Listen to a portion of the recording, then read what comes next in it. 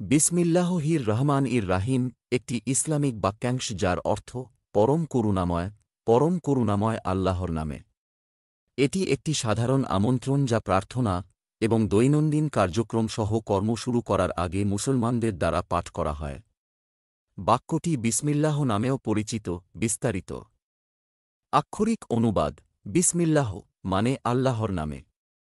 আর রহমান অনুবাদ করে পরম করুণাময় এবং আর রহিম অর্থ পরম করুণাময়।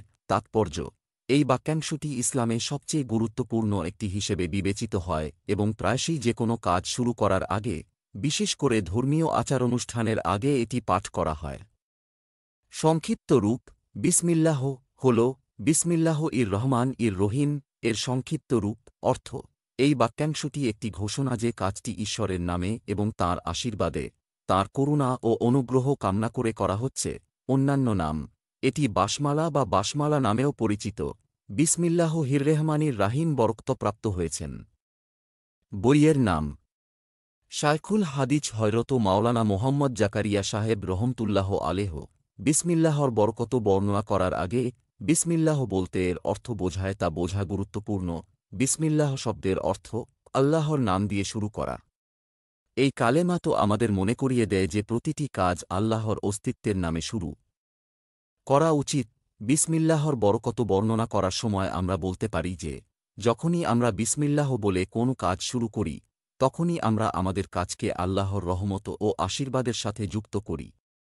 এটি আমাদের কাজকে পবিত্র এবং উদ্দেশ্যপূর্ণ করে তোলে। এছাড়াও বিসমিল্লাহ জপ আমাদের মধ্যে বিশ্বাসের শক্তি তৈরি করে, যা আমাদের কাজে সাফল্য এবং শান্তি দেয়।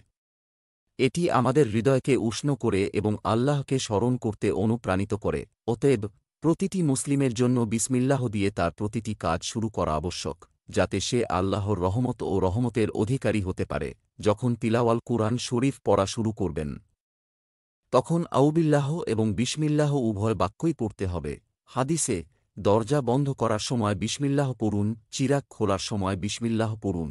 হাদিসের ঢাকনা বন্ধ করার সময় বিসমিল্লাহ পড়ুন। খাবার খাও, করো, পানি পান করো, ভ্রমণে যাও, যাত্রায় যাও অথবা যাত্রা থেকে নামো, বিসমিল্লাহ।